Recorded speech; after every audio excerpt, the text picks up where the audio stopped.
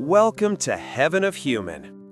This is the place where we talk about real life, real lessons, and the truths we often ignore. Here, I don't give you empty motivation. I give you perspective, direct, clear, and grounded in reality. Because human growth doesn't come from comfort. It comes from facing the hard truths that shape us into stronger people. So take a deep breath, open your mind, and let's step into today's lesson together. Do you want to be rich? Then ask yourself honestly, is becoming a civil servant really the answer? Society paints this job as secure, stable, and respectable. But the truth is, stable doesn't always mean successful. If you walk into this career expecting wealth, you'll end up disappointed. Or worse, you might be tempted into corruption. Today, let's dig deep into why civil service is not the right path if wealth is your goal, and why chasing money the wrong way only hurts the people you're meant to serve. If you want to be rich, don't become a civil servant, because this profession comes with low pay and high responsibility compared to the skills and workload required. Even if, one day, you worked your way up to a monthly salary of 100,000 baht, around 2,700 USD, that still wouldn't bring you close to real wealth. And let's be honest, earning even 40,000 to 50,000 baht, about 1,000 to 1,400 USD, is already difficult. It takes years of service, excellent performance, and slow promotions to get there. This is the reality most people don't talk about. So what happens when a civil servant wants to be rich the wrong way? Thus, corruption begins. From the lowest ranks to the highest offices, you'll find under-the-table money, special treatment, and so-called express lanes. Imagine this.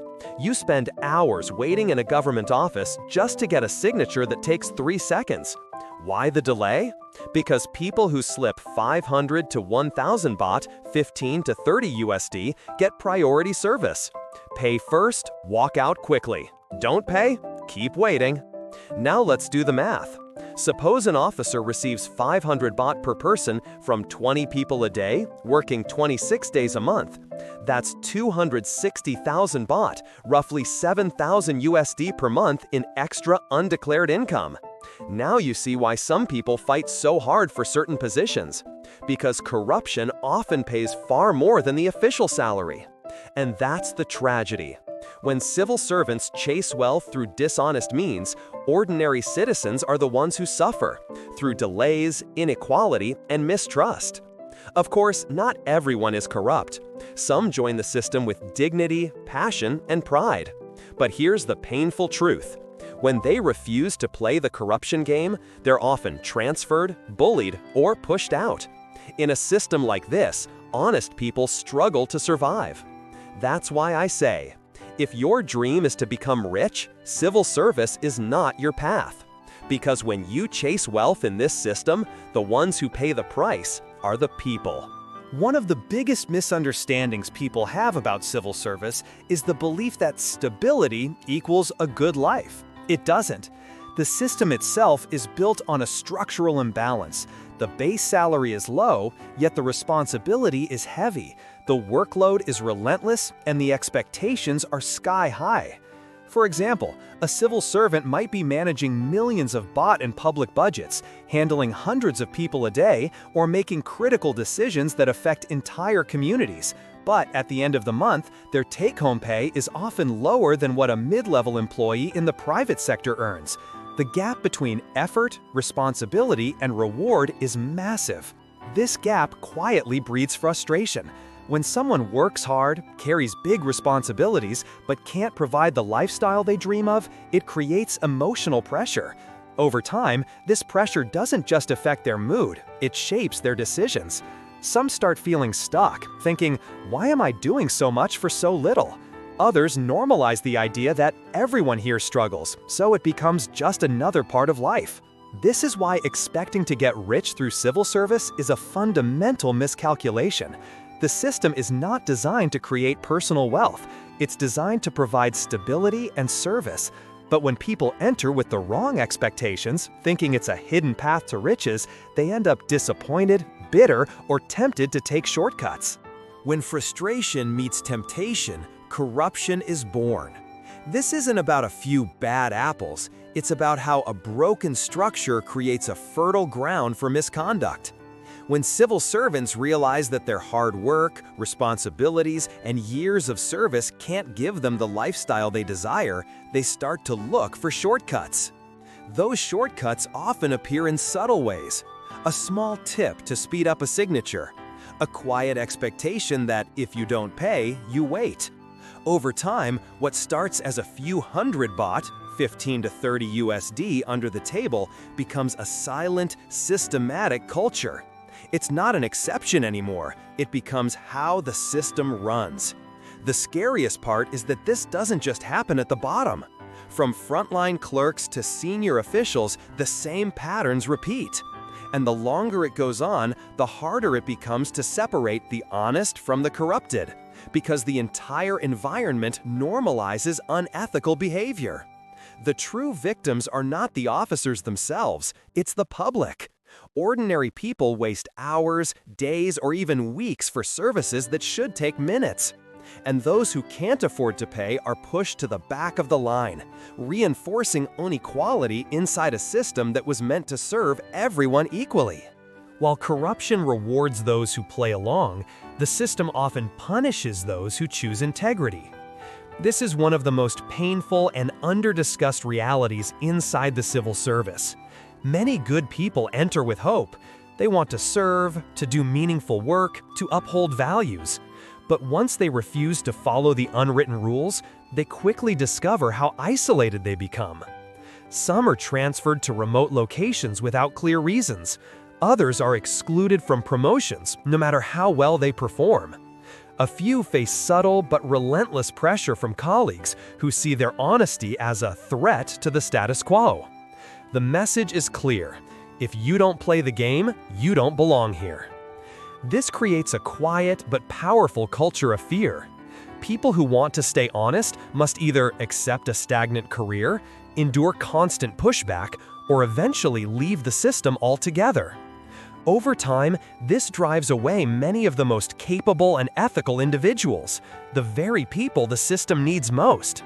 And what remains?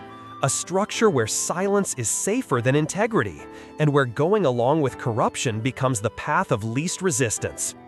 That's why problems persist for decades, because the honest voices are either pushed out or forced to adapt just to survive. If you choose the path of civil service, you must walk into it with the right expectations. Civil service is a place for stability, not for riches. It's for people who want to build a steady life, contribute to society, and take pride in their service. Not for those chasing luxury cars, quick money, or the lifestyle of the wealthy. This doesn't mean it's a worthless path. Far from it. There's deep honor in serving your community with integrity. But that honor only shines when your motivation is aligned with reality. If you enter this career believing it will make you rich, disappointment is guaranteed. But if you enter knowing that it can give you job security, social respect, and a stable foundation, you can build a meaningful life without falling into traps. The mindset shift is crucial. Instead of viewing the civil service as a shortcut to wealth, view it as a solid base upon which you can build other things. The salary may be modest, but the structure and security it provides can give you room to plan, save, and grow in other ways, as long as you don't let greed take over. When your goals are clear and realistic from the start, you won't be shaken by temptation, and you won't lose yourself in a system that often tests your values.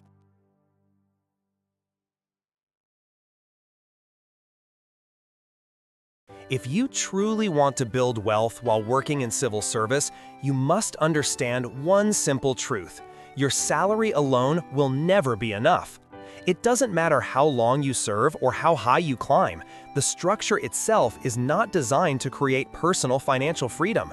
The only real way forward is to build a parallel path outside your monthly paycheck. This doesn't necessarily mean quitting your job. It means learning to create value beyond your title, Many successful civil servants quietly build small businesses on the side, invest wisely, or develop skills that generate extra income without compromising their integrity. It could be something simple: teaching, consulting, real estate, farming, online businesses, or smart investing. The key is to treat your government job as a stable foundation, not a financial ceiling. The stability gives you security. The side ventures give you growth. But this requires discipline. You need to manage your time wisely, avoid conflicts of interest, and most importantly, shift your mindset from employee to creator. Instead of complaining about what the system doesn't give you, focus on what you can build with what you already have.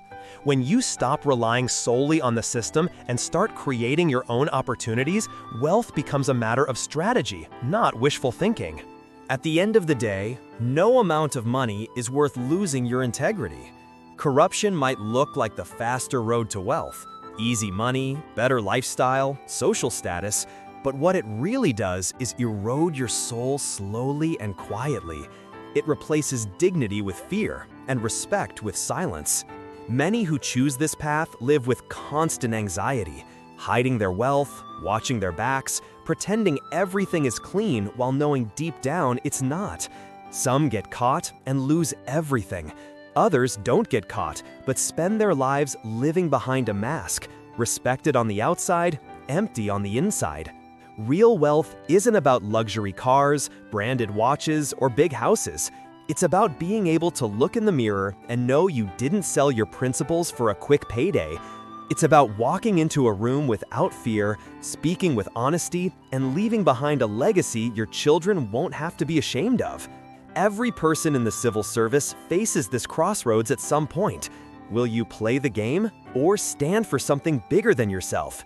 True wealth belongs to those who choose the second path, because in the end, money can be lost overnight, but integrity, once broken, is almost impossible to rebuild.